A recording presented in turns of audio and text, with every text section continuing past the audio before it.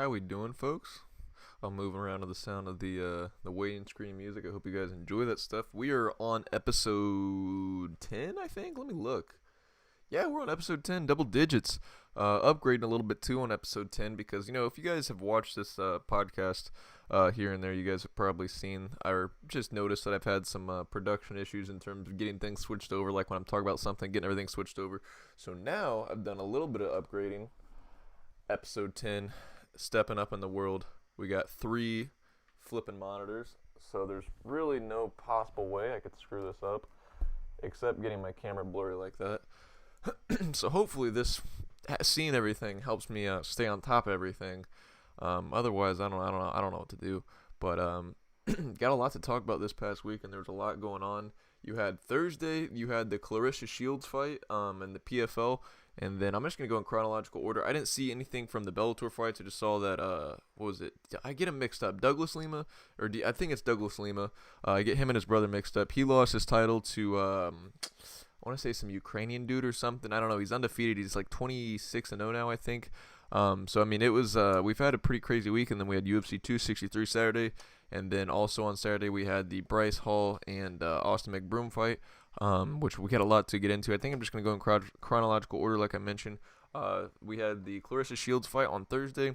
I don't know if you guys watched that or not. I didn't really watch any other fights from the card. I watched the Longihane, or the British fella.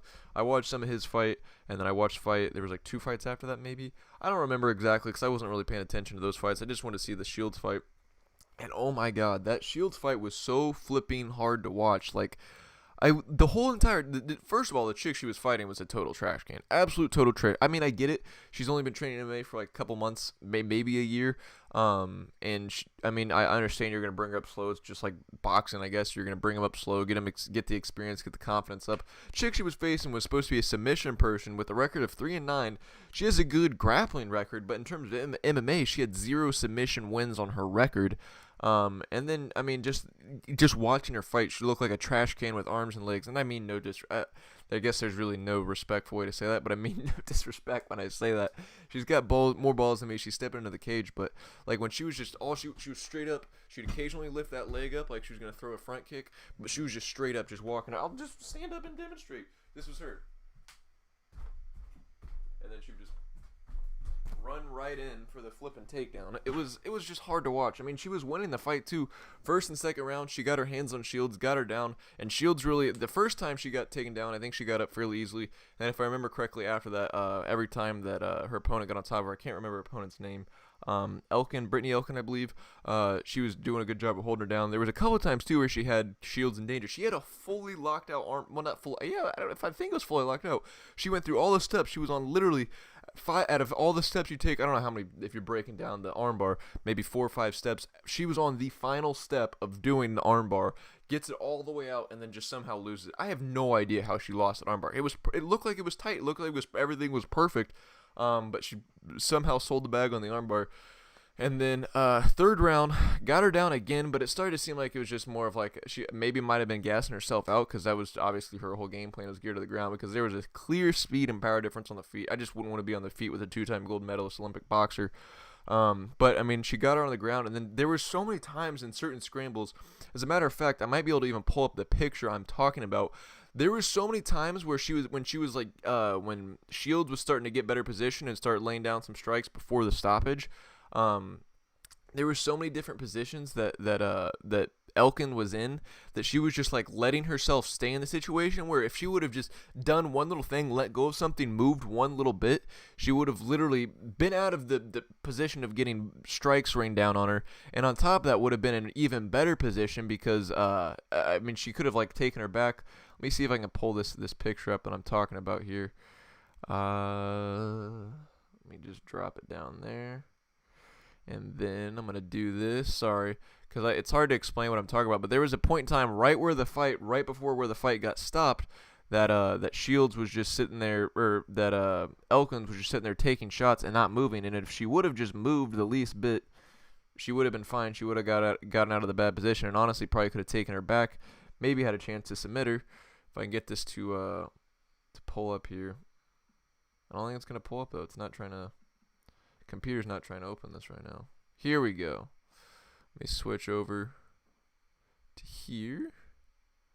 Go to pod number 2. This picture right here, or this sequence right here, she's holding onto her leg like that. And now if you're Elkin, if you just let go of her leg, I mean, your hips are higher than Shields' hips. Literally, all you have to do is completely straighten out your body. Straighten out your legs, straighten out your spine, just go completely straight.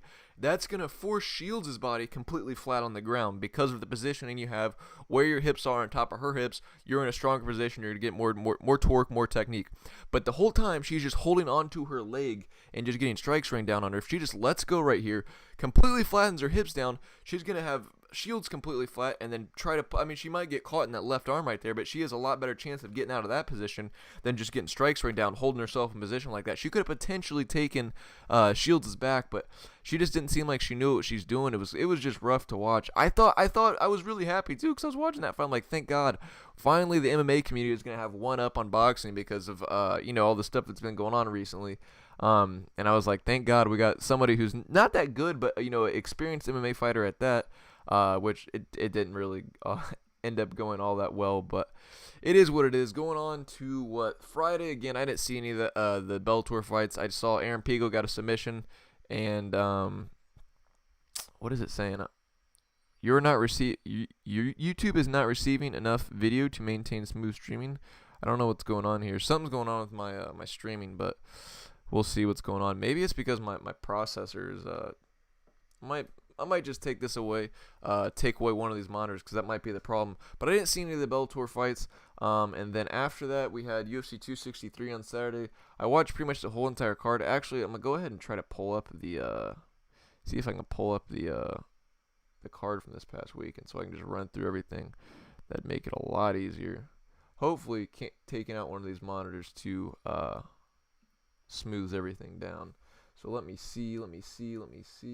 Switch over to podcast number 2. It's funny because I was talking about the whole reason of me doing this is to make things a little bit more smoother, adding the extra monitor, but that didn't really work. I'm going to go ahead and move this over here, and hopefully this thing fixes itself. Let me pull up the card for this past week. And the first fight of the night, Carlos Felipe and Jake Collier. I had money on this fight. I had Felipe, as you can see, he won a split decision. It was a pretty close fight, very competitive. Looked like Collier was actually going to win. I was very nervous. I was like, this is really a bad start to the night. But it did look like Collier was starting to gas, and then Felipe just started pouring on. Felipe wasn't going anywhere. He was getting tagged up in the first couple, like the first round and a half, and then started taking it over. I mean, he was wearing more damage, but he was definitely dealing out more damage to Jake Collier.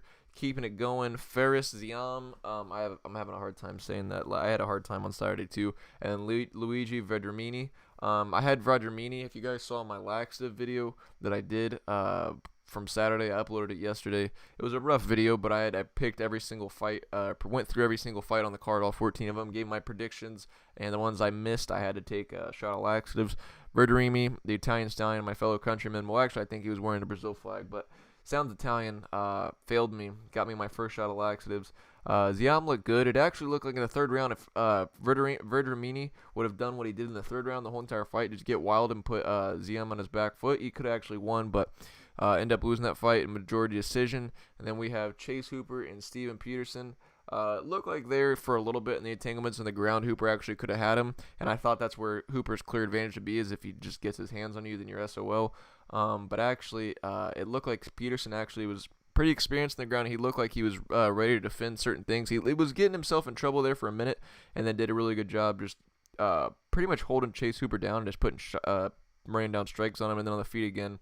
Hooper's just, again, I said this in my last podcast, so I've said this in other videos.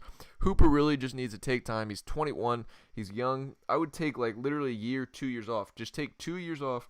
Focus on putting on weight, putting on muscle, because he kind of has like that teenage boy body frame, I guess. Like, I'm not that I don't have a flipping man frame. We got the same flipping frame going on. But I think he needs to just put on more muscle, pack more muscle, and let his body develop into that frame. And on top of that, during that whole period of time where you're just developing your body, you need to just work on your striking. I mean, just keep figuring out just plenty of experience. Go to boxing gyms, kickboxing gyms, and just focus on that to get that kind of experience. And obviously keeping up with your jiu-jitsu and all that stuff.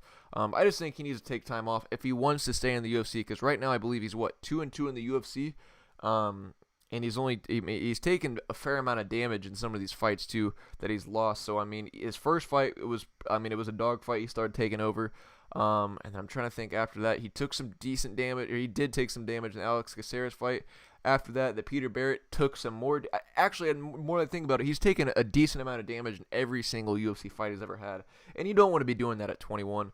Especially if you're trying to have a long career. So that's what I would do. I would take 2 years off and work. Obviously, I don't know what I'm talking about because I'm not a fighter, but that's just my armchair quarterback advice there. Terrence McKinney, Matt Favola. I was going with Terrence McKinney. He was an underdog here. I liked the story, and from what I was reading online, from what I was looking at his record, things like that, for his highlights, it just seemed like he was I thought it was, for the value they had him at plus 175, was pretty nuts. I picked him in my Laxta video. Ended up working out how the fastest knockout in lightweight division history, 7 seconds, keeping it going. Kianziad, I picked her in my prediction video. She ended up winning. I didn't really see much of that fight, but unanimous decision there.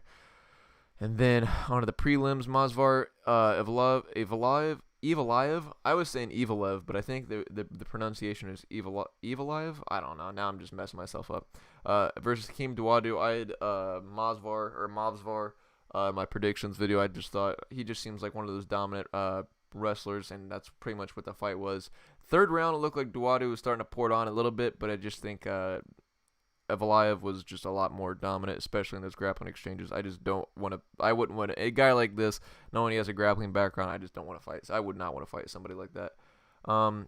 And if anybody's watching, I'm still getting a little thing about that saying that there's poor connection or whatever. So if you guys are watching, and just let me know if it does look buggy or if it's not coming through, because I'll try to fix it. I don't want to waste this whole time recording a whole episode and it not be working. So.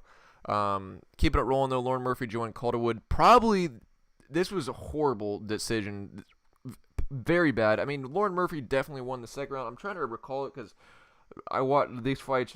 I watch them and they go through, and I just remember like the highlights really, because there's so many fights you watch. But it seemed like I remember Murphy got her down, was holding her down and she definitely won a round. I want to say that was a second, but the other 2 rounds seemed to be Calderwood on the feet. Statistically, I think Calderwood was even winning as well. I wonder if I can pull this up and look. It looked like statistically Calderwood was beating her. I was really surprised. Like I even said in my video, it looks like Calderwood's going to get this. And I was obviously very surprised when she didn't. Yeah, if you look at total strikes, significant strikes, the only thing that Murphy had going for her was control time. Significant strikes from distance, 99. It's not. I mean, the only area that Murphy had any dominance was on the ground off that one takedown during the second round. So I don't know what fight the judges were watching here. Because it's pretty clear that Calderwood was clearly outstriking her and landed way more significant strikes. It's not even like, again, Lauren Murphy didn't do any submission attempts. It's not like she was putting her in any danger on the ground other than just holding her down and putting strikes down on her. You can see she's got her 15-1 on ground strikes, but clinch strikes, Calderwood's got her beat. Distance strikes, Calderwood's got her beat again, and then just overall, Calderwood's got her beat. I don't know. That was a pretty dicey one. I definitely didn't agree with that one. I don't know. If you guys watched, I'm curious what you guys thought. Keeping it rolling, Darren Stewart and Eric Anders. If my computer ever decides to load, it doesn't look like it's going to. There we go. I had Darren Stewart. This was one of my bets that I had, plus 120. It just didn't look like Darren Stewart. I don't know. I was wrong about this prediction. I was saying that Eric Anders is somebody that's hit or miss, usually just doesn't show up. And it seems to be now that Darren Stewart is actually the one that doesn't show up. It's probably a flip-flop of my prediction. It seemed like Eric Anders is he's actually starting to put things together pretty well, and he's starting to turn a little bit, maybe a better or new stone on his career, because he was kind of shaky there for a little bit. Drew Dober and Brad Riddell, this was a phenomenal fight. I told everybody leading up to this fight, this would be the best fight on the card, the fight of the night. I don't know what you guys, I don't even know if this actually won fight of the night, but in my opinion, this was the fight of the night. Just two guys that are probably just going to stand and bang it out, even though they both, I mean, Riddell's got pretty solid wrestling.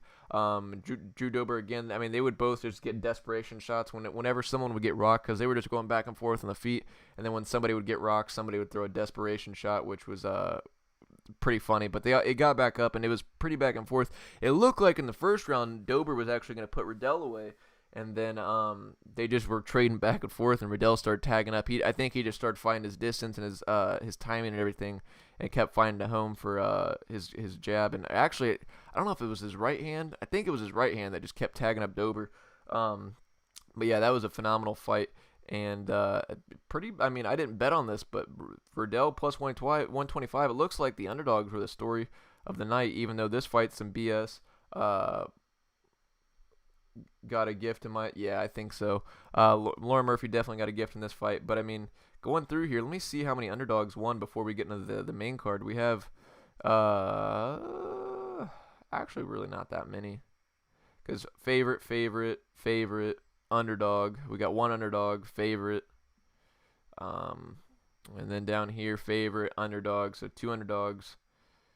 Only 3 underdogs actually out of these fights. I don't know. Maybe I'm just thinking more into it because I'm thinking in terms of betting. But a decent amount of underdogs went in there. 3 on the just before we get to the main card. Then we get to the main card and we got some really big underdogs winning here. Paul Craig. I didn't see this fight. I was driving home because the laxative video went south. You guys should definitely go and check that out if you guys haven't. But Paul Craig and Jamal Hill, there was a lot of beef leading up to this fight. And I thought for sure that Hill was actually probably going to knock out Craig. To me, Craig was one of those dudes that just seemed like he was just one-dimensional. His best shots to get you on the ground and submit you. And I mean, I didn't see much of this fight to see what happened on the feet, but he's darn good on the ground. As you can see, it says KO TKO, but he literally snapped his arm way past hyperextension. Well, didn't snap it, he dislocated it. But again, I didn't see this. But he dislocated his arm, and his arm was like, it was probably the grossest arm break I've ever seen in a fight. It was like he was just holding his arm, and it was just like dangling like that. Like it was like he was holding it straight at the wrist, but where it's supposed to be, I guess, hinged together or whatever on the top part of your arm. It was just going all over the place. It was disgusting. I actually haven't gone back and watched the fight through. I've just seen like a little clip when the fight ends, and he like pulls his arm out from the triangle, I guess, or whatever it was in. I don't even know. In between his legs, I was just like, that's disgusting. I don't know. Maybe I could live react to that. I could do that as a video, or I could do this on the podcast today if we run out of stuff to talk about. Bilal Muhammad, Damian Maia. I said Damian Maia was going to win. I thought Damian Maia, if he got his hands on Muhammad, he would have been screwed. I thought if he would have gotten him in the ground in some capacity, or held him up against the fence, clinch, something like that. But he did a good job. Muhammad did a good job of I guess staying off him. This was also another fight I didn't see, but it looked like he did a good enough job of getting him off, because he didn't get submitted by Damian Maia, who Damian Maia submits just about everybody once he gets him to the ground. Leon Edwards, Nate Diaz. This again was pretty. I mean, I think everybody expected Edwards to win, but pretty exciting for a one-sided fight, considering the fact that Nate Diaz had a chance to actually put Edwards away. And I honestly think he could have put Edwards away if he wasn't too busy trying to I don't know if he was trying to showboat, or if he just didn't realize to the extent that Edwards was actually hurt, because he was sitting there pointing at him like, ha, I got you, and then was just walking him down like this, just acting like he's in his face, but he never really threw anything. I think if he just would have if he just would have went crazy once he realized Edwards was hurt, just pouring on like a psychotic Diaz pace, like he did against McGregor, I think he could have put Edwards away. He had enough time. He had like a minute, which obviously a minute isn't that much time, but to knock somebody out on the feet, a minute is plenty of time when they're hurt. But getting him to the ground, I thought Diaz maybe could have submitted him if he got him to the ground, but you're not going to submit somebody in a minute. You definitely want to try to knock him out. And that little clip of Nate Diaz rocking Edwards is enough to just keep the hype going, keep people want to watch. I mean, it was exciting. That's all most people are going to remember from that fight. Even though Edwards was beating the snot out of Diaz over and over again, he completely trashed Diaz's leg and was just tagging him up over and over again. Everyone's just going to remember the fact that Diaz clipped Edwards in the end and almost put him away. Keeping it rolling, more underdogs winning. We got Davison Figueiredo, Brandon Moreno. Pretty insane fight. It seemed like, because I was thinking Figueiredo, if he really was compromised like he said he was in the first fight, like he was sick in the hospital and was whatever was wrong with him, food poisoning or something, I thought maybe if he was 100% in this fight, he would have came out and just completely murked Moreno, same way he did the Joe Benavidez in their fight. That didn't happen, obviously. I think Figueiredo actually was kind of scared. He seemed tentative. For someone who was saying he was going to knock out Moreno in the first round, he seemed very tentative and wasn't throwing much and putting out much output at all, really. And Henry Cejudo was actually talking about the Brandon Moreno and Davison Figueiredo fight before it happened, and said that Moreno's best shot of winning is forcing wrestling, forcing scrambles, and things like that. And I think that was the big advantage for Moreno. He would engage in the wrestling, and once they scrambled a lot, that's when he would take Figueiredo's back. There's a lot of different times where he would just once they got in scrambles, Moreno was clearly the better guy. He would get in way better position, and Moreno looked great. He looked like what I expected Figueiredo to look like in that fight. Moreno seems like an exciting dude too. I mean, he's an exciting dude. He's got power in his hands, and he's got good submission skills. And I think Moreno seems like that kind of guy too. Now I'm curious to see if this is a stylistic thing, or if Moreno's really like a stylistic thing for Figueiredo, if Moreno's really figured it out. A fight I would like to see that he talked about was the Cody Garbrandt fight, even though Cody Garbrandt's coming off a loss and he's never fought at flyweight in the UFC. I think it would be an exciting fight simply for the fact that it probably would play out on the feet. I think they're fairly close in size, that they might be the same height. And I don't know, I think it would be a nice fight for Moreno to fight a big name like Garbrandt. Again, even though Garbrandt's coming off a loss, he's only won one out of his last 4 or something like that. It would just be a cool opportunity for Moreno to showcase who he is on a bigger scale. Because Figueiredo is a big name, but he's a big name in terms of MMA fans, not like your mainstream fame, I guess. Garbrandt, he's not a big mainstream name, but he definitely has more of a mainstream reach. But I don't know. I think that would be a good fight to watch. It would be a fun fight to watch. And if Moreno wins, I mean, that would be a phenomenal opportunity for him to really get his name out there. And then the main event, Adesanya, Marvin, Vettori. This was just a one-sided beatdown. And the funny thing is, Vettori actually thought he won in the end. Thought he actually might have won, which is hilarious because he got the snot beat out of him. Didn't win a single round against Adesanya. Every time they got to the ground, Adesanya got right back up. If he tried to submit him, Adesanya reverse position would get on top.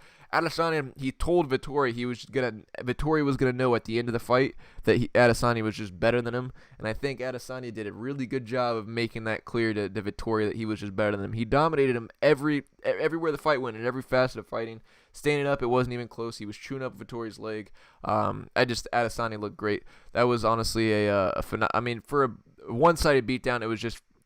For me as a MMA fan, it was cool to watch. It was a great fight because you could just see the levels of fighting, and you could see how much both of them have grown since their last fight. And I don't know. I just think it's hilarious that Vettori actually thought again at the end of this fight he actually won, which is hilarious. But and that's part of the reason why I can't stand Vettori. But yeah, that wraps up the UFC 263. Betting wise, we finished even. 2 wins, 2 losses. I don't know. I might take a break a little bit from doing those betting videos simply because I feel like now it seems to me more like an obligation to make some of these videos, where I'm just I need to do it to get the video out, and I don't feel like I'm putting my best foot forward in terms of thinking these through and giving my best predictions. I don't know. I think I'm gonna take maybe a week off or something like that, because I feel like you need a little recharge, especially on things like that. Because I haven't really been hot recently. I've usually just been I haven't been losing, but I've just been going 2-2. And I don't do anything where I say 1 unit, 2 units. So I mean, it can't really put me under if I go if I miss if I miss one of my. I don't know. If you guys follow betting, I'm not going to get into it, but you guys would know what I mean. If you guys know what I'm talking about when I say in terms of units and tracking your bet history. But it's just been, I've been breaking even, and my whole thing was how good I am at these fights and having a flawless record. So when I start breaking even and I'm not doing my best, I'm probably going to just take a second, take a break, take a breather, and let my mind refresh and just, I don't know, figure out whatever I need to do to make these predictions better. And then they got the Bryce Hall and Austin McBroom fight. I predicted that one. Speaking of betting, I literally predicted that one to a T. I said that Austin McBroom was going to knock out Bryce Hall, and he did. He didn't knock him out, but I mean, it was a TKO, KO, however you want to. I think it would just be a TKO. But I mean, I called that. I just think McBroom looked like the better overall sport boxer. If you're talking about the sport of boxing, they were saying Bryce Hall's had over 40 street fights. But street fighting is a lot different than fighting professionally, or not professionally, but under the rules of a sport, with the confines of a sport where you can't do this, because they took points away from Hall. They might have taken 2 points away from Bryce Hall because he kept hugging McBroom within like the first 2 rounds. Like literally the first 2 rounds, he would just swarm in and then just hug him. So I mean, it's different, and I just in terms of like looking like a legitimate boxer, technique, skill, movement, head movement, angles, footwork, all that stuff, McBroom looked way better, and he showed that. But I will say this. It was kind of an early stoppage. I definitely think it was an early stoppage. I think the writing was on the wall that McBroom probably was going to put away Bryce Hall. I do believe that. I think it was clear he was tagging him up, especially in that 3rd round. He was really starting to find a home for that right hand. But, excuse me. But like when McBroom actually, or when Hall actually went down, McBroom was the one that he didn't knock Bryce Hall down. He dragged him down. He like tackled Bryce Hall down. As a matter of fact, I might be able to pull up the video that I'm talking about, because it was like right when they called it, I was like, oh, you're gonna call it on that. That's kind of a dicey one, and it almost seemed like I don't know. It just seemed like it was just weird to me that they called it on that, and not to mention too, before the fight before the I only saw highlights from this, but the Taylor Holder and Anson Jib, I believe, that fight was also really weird because Jib clearly beat Taylor Holder, and Holder was actually somebody who was expected to be like one of the best guys on this card in terms of like being a real boxer, having boxing experience, and he got beat. I think he got clearly beat every single round. I didn't think there was a round that Holder actually won, and he got beat. But I think it was clear that he lost, and they actually called it as a draw. And actually, I think some people somewhere I read initially that Holder actually won, which was weird, but I don't know. It was just that whole thing was kind of dicey, and that's the thing with the sport of boxing is sometimes you get weird little decisions like that, or just you never know if somebody's got money in someone's pockets to get a certain outcome or whatever. I thought that was a little bit weird, but if I'm trying to pull up the Bryce Hall Austin McBroom thing right now, so I can point out what I'm talking about, because it was clear that McBroom was winning, and it was clear that McBroom probably was going to knock out Bryce Hall. But the way he pulled, or the way that the fight ended, it was Austin McBroom was the guy that was pulling Bryce Hall down. Maybe I can pull it up my phone if it would be faster. Oh, here, I got it. I got it right here. If it decides to load. Let me switch it over now so you guys can see my screen. And I'm going to go full screen. Boom. Alrighty. See, this is what I'm talking about. I don't know if my computer can handle this. Here we go. Now, right here. This is where the fight ends. Look where, I mean, Bryce Hall is closing in, but McBroom's got his hands on Hall's head, almost kind of like a Thai plum in MMA or Muay Thai right here. And look, McBroom's loading up, stepping back. And now he's in like a cock position to pull Hall's weight back. He turns, and he's ripping. You can see clearly he's ripping Bryce Hall down. Right there. He's got his hands on his head still. And he pulls Bryce Hall down. And then they call the fight. Now we're going to go back and watch the sequence at the end. Right here he tags him, but they hug up. It wasn't a clean shot. Obviously Hall's still good. Hits him clean right there, and then drags him down. And then they call the fight.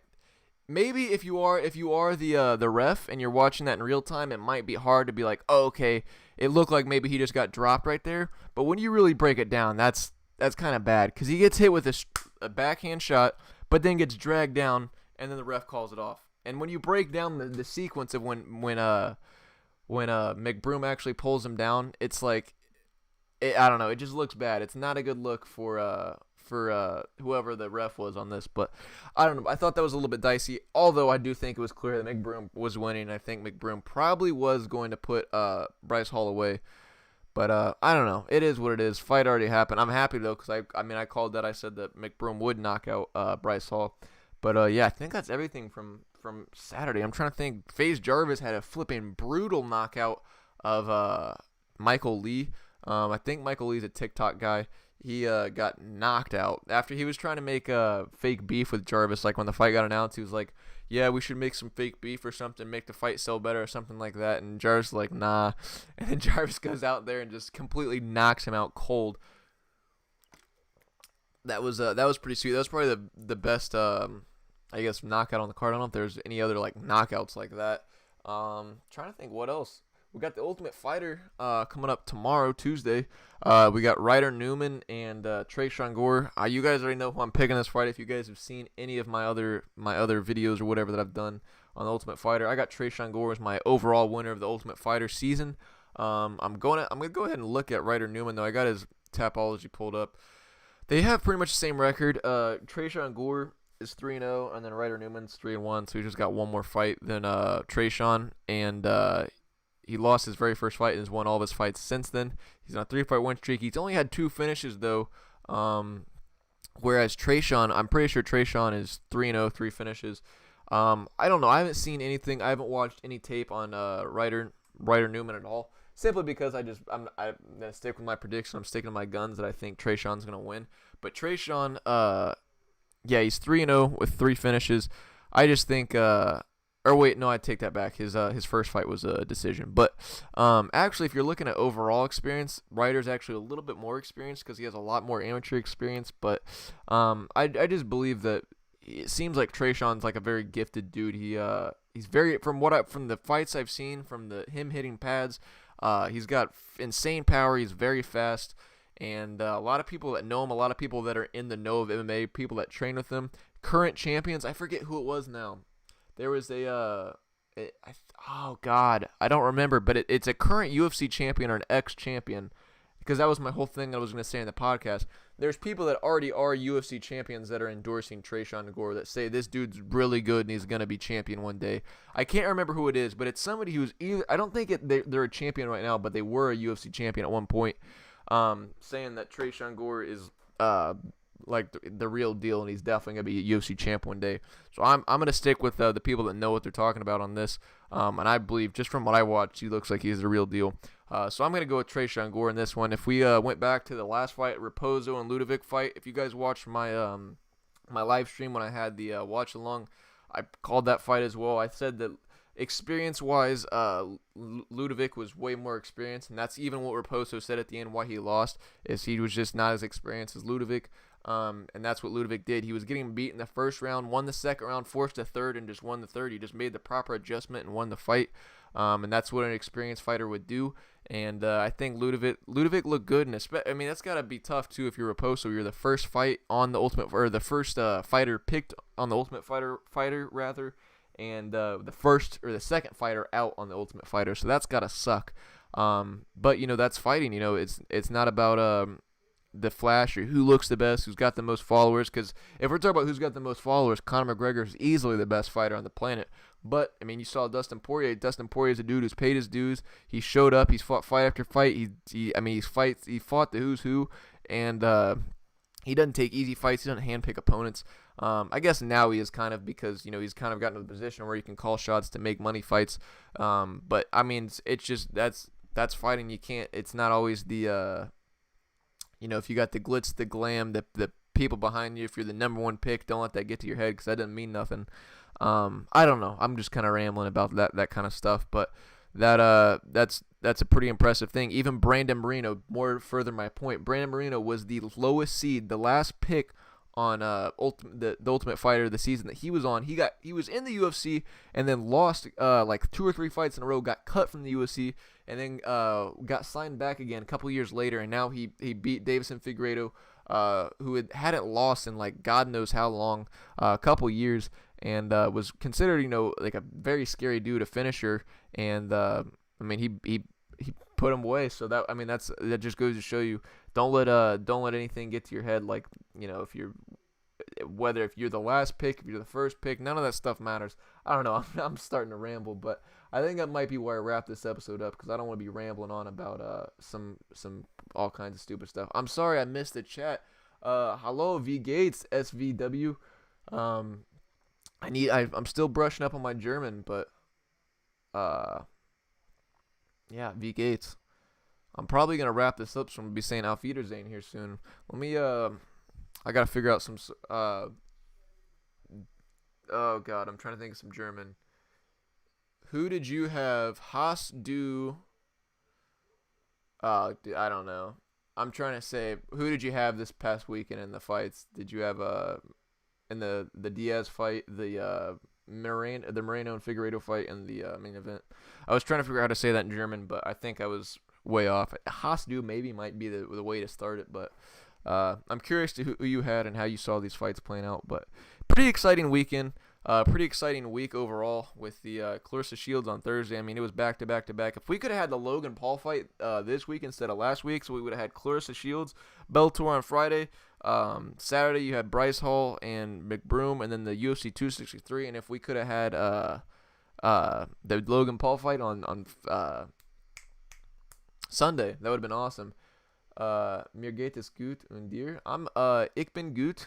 Oh God, now you're really testing me. Ich bin gut. Yeah, I don't know. I'm sorry, dude.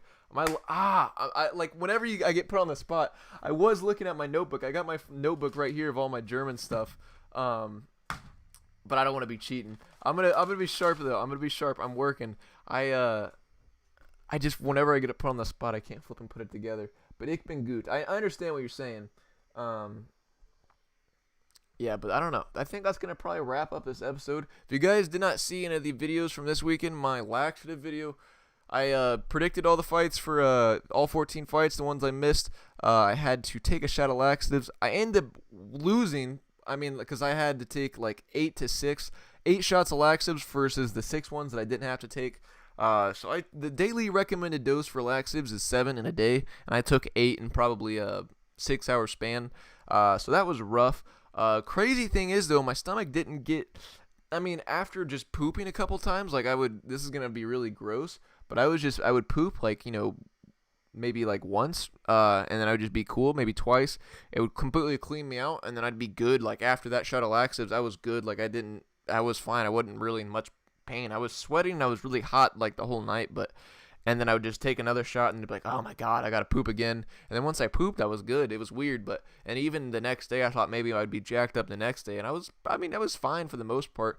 I did kind of have, I felt really groggy the next day. But other than that, I don't know. It really wasn't too bad. Things didn't go too horribly south, but it's a hilarious video. You guys should check it out. Before we go, though, the highlight of the weekend, we talked about everything from the weekend.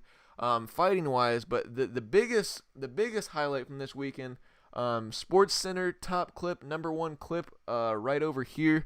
I'm gonna go ahead and pull it up. The best knockout from the weekend.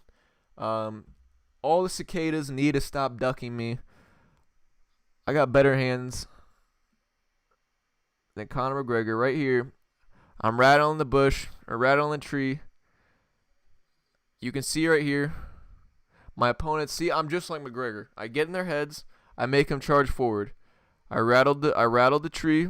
Now I got the cicada angry. He's coming out. Just like McGregor. I set this up perfectly. Fastest finish in title fight history. I get him to charge at me. He's angry. I pull back. Whack! Put him down. Follow-up shot. Superman punch. Straight to the ground. Super necessary. Come on, guys. That's one more time. One more time for the kids at home. Here we go.